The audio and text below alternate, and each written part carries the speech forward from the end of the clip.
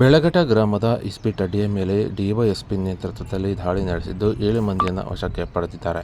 ಚಿತ್ರದುರ್ಗ ತಾಲೂಕಿನ ತುರುವನೂರು ಹೋಬಳಿ ವ್ಯಾಪ್ತಿಯ ಬೆಳಗಟ ಗ್ರಾಮದ ಬಳಿ ಈ ಘಟನೆ ನಡೆದಿದ್ದು, ದಾಳಿ ವೇಳೆ 7 ಮಂದಿಯನ್ನು ಬಂಧಿಸಿದ್ದು, 52,000 ನಗದು, 5 ಬೈಕ್, 3 ಎಟಿಎಂ, 2 ಪಾಸ್ಬುಕ್ ಹಾಗೂ 1 ಪ್ರಾಮಿಸರಿ ಹಾಗೂ 6 ಮೊಬೈಲ್ಗಳನ್ನು ಪೊಲೀಸರು ವಶಕ್ಕೆ ಪಡೆದಿದ್ದಾರೆ.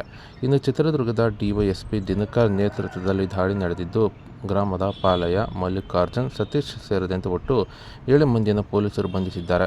ಇನ್ನು ಖಚಿತ ಮಾಹಿತಿ ಆಧರಿಸಿ ಇಸ್ಪೀಟಡ್ಡಿ ಮೇಲೆ ದಾಳಿ ನಡೆಸಿದ್ದು, ತುರುವನೂರು ಪೊಲೀಸ್ ಠಾಣೆಯಲ್ಲಿ ಈ ಘಟನೆ ಸಂಬಂಧ ಪ್ರಕರಣ ದಾಖಲಾಗಿದ್ದು, ಆರೋಪಿಗಳನ್ನು ನ್ಯಾಯಾಂಗ ಬಂಧನಕ್ಕೆ ಒಪ್ಪಿಸಿದ್ದಾರೆ.